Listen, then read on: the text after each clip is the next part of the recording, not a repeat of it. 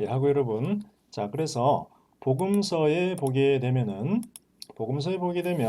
마가복음 1장 2절 3절에 보게 되면 세례 요한의 등장을 이야기하면서 마가가 예수 그리스도 하나님의 아들의 복음 시작을 하면서 광야에서 외치는 자의 소리가 있어 가로되 주의 길을 예비하라 그의 길을 평탄케 하라라고 하는 이사야 40장 3절 그리고 말라기 3장 1절을 인용하면서 예수의 복음을 설명을 합니다. 다시 말하면 이사야서는 우리에게 예수가 바로 그 하나님이 예비하신 메시아, 즉 주이다라고 하는 사실에 대해서 알려주지요.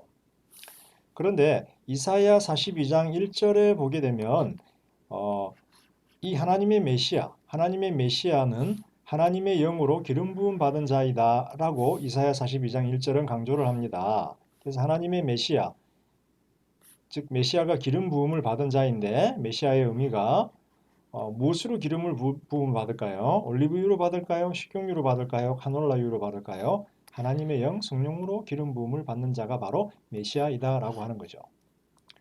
자, 그러면 예수님께서 세례 요한의 증거를 받으시고 세례 요한에 의해서 세례를 받으십니다. 물 세례를 받고 난 다음에 곧이어서 어떤 일이 발생하나요? 하늘이 갈라지고 하늘로부터 성령이 비둘기처럼 내려오는 일을 경험하게 됩니다. 즉 성령 세례 혹은 성령 강림을 경험하게 되지요. 예수님이 세례 요한으로부터 세례 받은 다음에 이 사실은 무엇을 이야기하냐면 예수님이 바로 하나님의 영으로 기름 부음 받은 하나님의 메시아다라고 하는 사실을 예수님의 메시아성을 강조해 주는 겁니다. 그래서 흔히 이제 어떤 좀 오순절 요통이나 성령 운동을 하시는 분들은 성령 세례 이야기하면서 예수님도 성령 세례 받고 기적을 베풀었으니까 우리도 성령 세례 받아야 돼라고 이야기를 하는데 예수님이 받은 성령 세례는 은사로 채워지는 혹은 능력으로 채워지는 그런 측면의 성령 세례가 아니라 예수님이 바로 하나님의 메시아다라고 하는 메시아로서 기름 부음을 받는 대통령으로 임명이 되듯이 메시아로 임명되는 그런 것을 상징을 하고 의미를 합니다. 물론 성령 세례이기 때문에 성령의 능력이 예수님에게 임해서 이후로 하나님의 메시아인 예수의 사역과 행적에 능력과 기적이 나타나게 되지요. 자, 그러면 세례 요한, 세례 요한이 항상 복음서에 보면 예수님 전에 등장을 합니다. 예수님의 사촌이지요. 6개월 일찍 태어났어요. 6개월 일찍 태어난 예수님의 사촌형이 되나요? 자, 말라기 4장 5절에 보게 되면 종말의 때에 종말의 선지자가 온다라고 이야기를 합니다. 제가 성경을 좀 여러분들에게 한글 성경을 좀 보여주려고 이렇게 했는데 접속이 좀 안 되네요. 한글 성경이 희한하게 이렇게 한글 성경을 이제 됐네요. 자, 제가 한번 보도록 하겠습니다. 이제 됐으니까 한번 보도록 하겠습니다.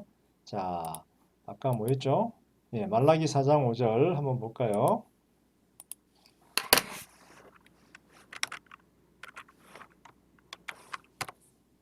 자, 여기 보면 여호와께서 정하신 날 만군의 여호와가 이르노라 영광로 불 같은 날이 이를 것이다. 영광로 불 같은 날이 이를 것이다. 뜨거운 심판의 날이 이를 것이다라는 거죠. 심판의 날. 여호와의 날입니다. 말라기는 구약 성경에 가장 늦게 쓰여진 책이죠. 자, 내 이름을 경외하는 너희에게는 공의로운 해가 떠올라서 치료하는 광선을 비출 것이고 너희가 악인을 밟을 것이고 그렇게 나옵니다. 그 다음에 너희는 내가 호렙에서 온 이스라엘을 위하여 내 종 모세가 등장을 하죠. 모세에게 명령한 법, 곧 율례와 법도를 기억하라. 보라, 여호와의 크고 두려운 날, 여호와의 날이 이르기 전에 내가 선지자 엘리야를 보낼 것이다. 종말의 선지자입니다. 이 사람을 종말의 선지자입니다. 그래서 선지자 엘리야, 종말의 선지자가 올 것인데 마가는 바로 세례 요한을 통해서 이 종말의 선지자가 등장했다라고 이야기합니다. 세례 요한. 세례 요한이 종말의 선지자이기 때문에 이제 뭐다? 세례 요한의 등장은 바로 여호와의 크고 두려운 날에 임한 것을 알려준다. 이 날에는 하나님의 나라가 하나님의 통치가 선포될 것이다. 근데 동시에 메시아가 등장을 할 것이다 라고 하는 사실을 알려주지요. 자, 다시 돌아갔어. 네. 예수님은 세례 요한은 날 때부터 성령이 충만한 자였습니다. 누가복음 1장 15, 80에 보게 되면 어, 어, 세례 요한이 잉태해 있을 때 세례 요한의 어머니 엘리사벳을 마리아가 찾아오지요. 잉태한 마리아가. 그러니까 잉태한 마리아의 뱃속에 있는 예수님을 만나면서 세례 요한이 막 성령이 충만해서 막 뱃속에서 뛰게 되지요. 그래서 예수님은 세례 요한을 사람 중에서 가장 위대한 자다라고 이렇게 이야기를 해주십니다. 그런데 분명한 것은 세례 요한은 내 뒤에 오시는 나보다 더 위대하고 강하신 분이다라고 분명하게 이야기를 하고 있죠. 자기는 종말에 어, 자기는 종말에 선지자일 수 있겠지만 자기는 메시아가 아니다라는 겁니다. 세례 요한은 분명하게 이야기하기를 자기는 메시아가 아니고 내 뒤에 오시는 분이 더 크다. 누구? 예수님이다. 이분이 더 크신 분이다라는 거죠. 그래서 예수님이 세례 요한에 의해서 물 세례를 받고 그다음에 성령이 강림합니다. 하늘로부터 갈라지죠. 그래서 예수님의 성령 세례는 메시아로서의 인중과 사역의 시작을 의미합니다. 은사가 아닙니다. 은사를 부여받고 구원받은 성도들이 충만한 은사를 부여받고 성령으로 채워지기 위해서 성령 세례를 받아야 된다. 그거는 좀 다른 개념입니다. 나중에 오순절 사건 때 우리가 볼 수 있을지 모르겠는데, 요거는 좀 다른 개념이에요. 요거는 우리가 받는 성령 체험, 우리는 성령 충만이죠. 혹은 우리가 받는 성령 충만, 성령 세례하고 예수님의 성령 세례는 다르다. 메시아로서의 인중과 사역이 시작이다라는 거죠. 그 다음에 하늘로부터 성령이 비둘기의 모양으로 확 내려오십니다. 자, 이사야서 64장 1절에 보면 하나님이 내려오실 때 하늘이 갈라진대요. 하늘을 찢고 하나님이 내려오시는데 그거는 바로 새 출애굽과 새 창조를 이루실 하나님의 강림을 의미합니다. 비둘기는 고대 그리스 로마 사회에서 신들로부터 오는 전령, 메신저로 이해가 되었고 신들로부터 오는 좋은 소식을 전하는 전령으로 이해가 되었습니다. 이게 성령이 하나님으로부터 오시는데 좋은 소식이기 때문에 비둘기의 모양으로 예수님에게 오시는 거예요. 그런데 하나님이 내려오셔서 하나님의 나라를 선포해 가시는데 그냥 하시는 것이 아니라 메시아 예수를 통해서 하신다라는 거죠. 그래서 새 출애굽과 새 창조의 사역이 이제 성령의 강림을 통해서 지속이 되는데 그 사역은 바로 성령으로 채워진 성령 세례를 받은 메시아 예수를 통해서 이루어진다라는 거죠. 그래서 제가 여기서 이제 질문을 했는데 예수의 성령 세례의 의미는 무엇인가? 성교를 위한 예언의 영이 부어짐인가? 아니죠. 그 다음에 구원받은 자들이 받아야 할 성령 세례인가? 은사를 위해서 아니죠. 예수님의 성령 세례는 메시아의 인준, 메시아라고 하는 사실을 하나님이 확증해 주는 것이고 그의 등장에 대한 하나님의 신적인 선포를 의미하는 것입니다. 그죠? 예수님의 성령 세례. 그가 참된 메시아라는 거죠. 참된 메시아다라는 거예요. 성령 세례는 예수님이 참된 메시아다라는 거예요. 자, 그 다음에 성령 세례 후 성령은 예수님을 데리고 어디로 가나요? 광야로 갑니다. 재밌죠, 그죠? 아까 이사야 40장 3절에 보면 광야로부터 하나님의 나라가 임하고 광야에서 주님이 오신다 그랬어요. 그래서 성령은 예수님을 광야로 몰고 가세요. 그리고 거기 가서 뭘 하시나요? 광야에서 수로를 개척하시나요? 그렇지 않죠? 사탄의 시험을 받는다는 거예요. 자, 이 사실이 왜 중요하냐면 예수님이 이제 광야를 통해서 이스라엘에게 올 것이고 하나님의 나라 통치를 이루어 갈 것인데 예수님의 전투는 로마인들을 대상으로 하는 것이 아니라 영적인 세력들을 대상으로 한다는 거예요. 로마인들이 대상이 아니다라는 거예요. 그래서 유대인들은 다윗과 같은 메시아가 와서 하나님의 나라를 이룰 때 로마인들을 몰아내고 이스라엘 국가를 형성을 해줄 것을 기대를 했어요. 이게 유대인들의 기대였지만 아니라는 거죠. 메시아는 영적인 세력들을 몰아내고 흑암의 세력, 어둠의 세력들로부터 그 백성들을 자유롭게 해주실 분이라는 거죠. 그래서 광야에서 예수님이 돌아오신 다음에 첫 번째 행하는 기적이 뭐냐면 가브나움 회당에서 귀신 들린 자를 고치세요. 마가복음 1장 23절에 보게 되면 귀신 들린 자를 고치시는 거예요. 귀신, 악한 영, 영적인 세력, 얘네들이 메시아인 예수님이 상대해야 할 대적이기 때문에 그러면 하나님 나라 복음은 뭐다? 하나님의 통치를 의미하는데 하나님의 통치를 위해서는 하나님 대신 통치하는 자들을 몰아내야 되는 거죠. 우리 안에서, 이 세상 안에서 하나님 대신 통치하는 자들을 몰아내야 되는데, 하나님 대신 통치하는 자들은 눈으로 보면 로마인들처럼 보이지만 로마인들 너머에는, 뒤에는 누가 있다? 참된 로마인들을 통해서 세상을 통치하는 참된 통치자들은 영적인 세력들, 귀신들, 사탄들이다.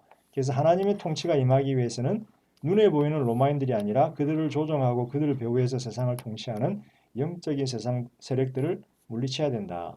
그래서 예수님은 광야로 간 다음에 사탄의 시험을 받으셨고, 광야에서 돌아오신 다음에 악한 영들을 몰아내셨고, 첫 번째 행한 기적도 가버나움에서 귀신 들린 자를 고치고 귀신을 몰아내는 것이었다. 놀라운 사실은 사람들은 예수님의 정체를 알아보지 못해요. 예수님이 누굽니까? 예수님이 메시아입니까? 하나님의 아들입니까? 몰라요. 근데 귀신들은 언제나 예수의 정체를 알아봐요. 예수님이 가니까 이 가버나움 회당에 귀신 들린 자도 그러죠. 다가와가지고 예수의 우리랑 당신이 무슨 상관이 있습니까? 우리를 멸하러 오셨습니까? 라고 질문하죠. 당신이 오셔서 우리를 멸하러 오셨냐고, 우리를 그대로 내버려 두면 안 되겠냐고. 귀신들은 항상 예수의 정체를 알아봐요. 그가 바로 하나님의 메시아 그리스도이고 하나님의 아들이기 때문에. 그리고 하나님의 아들이고 그리스도인 메시아가 하나님의 통치, 하나님의 나라를 선포할 것인데, 하나님의 통치, 하나님의 나라는 귀신들과 사탄을 쫓아내는, 자기 자신들을 쫓아내어야 할 어떤 그런 쫓아낸 후에야 이루어지는 나라이기 때문에 그들은 예수가 자신들을 대적한다라는 것, 자신들이 예수님의 대적이라고 하는 것을 잊어버릴 수가 없다라는 거죠. 그래서 영적인 싸움을 예수님은 산다라는 거죠. 자,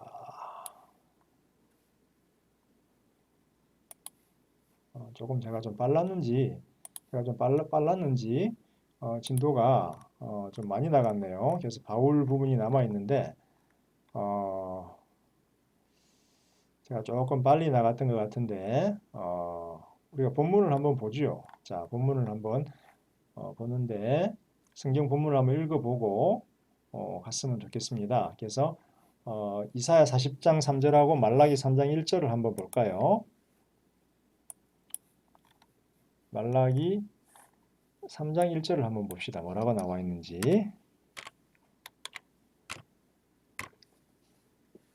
자, 여기 이렇게 나오네요. 만군의 여호와가 이르노라. 보라, 내가 내 사자를 보낸다. 내 사자, 메신저, 사자를 보내니니 그가 내 앞에서 길을 준비할 것이고, 너희가 구하는 바 주가 갑자기 그의 성전에 임하리니 너희가 앙모하는 바 언약의 사자가 임할 것이라. 자, 말라기 3장 1절에 보게 되면 여호와 하나님께서, 여호와가 내 사자를 보내겠다라고 하죠. 여기서 나는 여호와죠. 그래서 내 길을 준비할 것이다 라고 이야기를 하죠. 그래서 이 내가 바로 여호와이고 여호와가 바로 주입니다.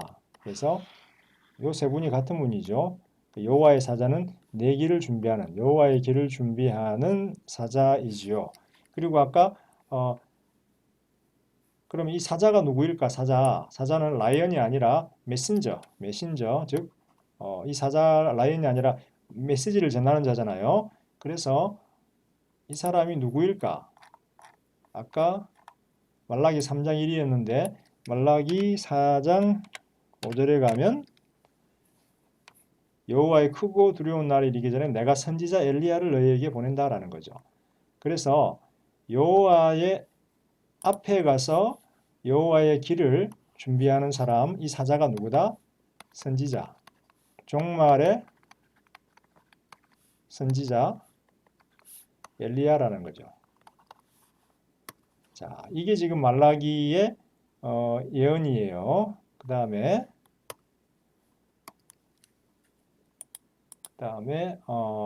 자, 이사야서로 가볼게요. 이사야 40장 3절로 가면 이렇게 나죠. 자, 외치는 자의 소리, 광야에서 외치는 자의 소리죠. 너희는 광야에서 여호와의 길을 예비하라. 아까 말라기에도 나왔잖아. 여호와의 길을 예비하라. 사막에서 하나님의 대로를 평탄하게 하라. 자, 여기서 보면 사자라는 말이 안 나왔는데 외치는 자의 소리인데 광야에서 외치는 자의 소리를 말라기는 뭐라고 그랬어요? 여호와의 사자. 그가 길을 준비한다 그랬어요. 이사야서에서는 대로를 평탄하게 하고 말라기에서는 길을 준비한다 그랬어요. 자, 그러면 지나가기 전에 이사야서 42장도 한번 볼까요? 42장.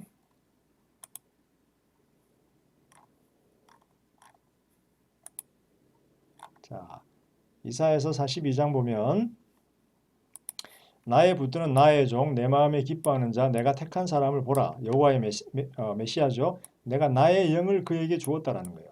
그러니까 하나님의 메시아, 하나님의 종, 하나님의 메시아, 하나님의 택한 사람에게 하나님의 영, 여호와의 영이 임했다라고 하는 것이죠. 자, 그러면 다시 마가복음 1장으로 가보겠습니다. 자, 여러분 여기 한번 보죠. 하나님의 아들 예수 그리스도의 복음의 시작이다. 예수 그리스도 메시아의 복음의 시작이다. 자, 여기 보면 이사야의 글에 내가 내 사자를 네 앞에 보내노니 그가 내 길을 준비하노라. 요거는 사실 이사야가 아니라 말라기 3장 1절이었죠. 내 사자 네 앞에 네 길을 준비한다. 그 다음 이게 이제 이사야서였죠. 이사야 40장 3절이었죠.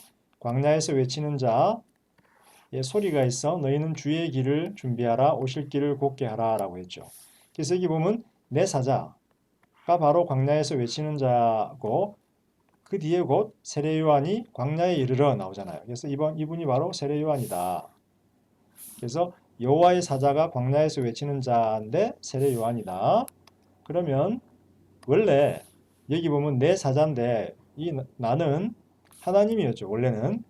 그런데 여기 보면 주의 내 사자 내 주 원래는 하나님이었다. 나하고 주가 구약 성경에서는 이사야서와 말라기에서는 하나님이었는데 지금 마가복음에 와서는 하나님의 아들 예수 그리스도가 된다. 그래서 아들로 바뀐다. 하나님의 아들이 온 것이 바로 하나님이 온 것이니까. 그래서 그때에 예수께서가 등장을 한다. 그래서 아들로 등장을 한다. 그렇죠? 자, 이렇게 변화되고 있다. 구약에서는 하나님이었는데 내 주가 마가복음에서는 아들로 바뀌고 있다. 아들, 하나님의 아들이 바로 주인이고 여호와이다. 여호와 하나님이다. 여호와 하나님을 대신해서 여호와의 아들이 등장을 하고 있다라고 이야기를 하고 있죠. 자, 대충 이 정도로 해서 마가복음이 된 것 같고요. 복음서가 된 것 같고 이제 바울에 대해서 이야기를 할 텐데 잠깐 이 강의를 멈추고 세 번째 강의에서 한번 바울에 대해서 논의해 보도록 하십시다.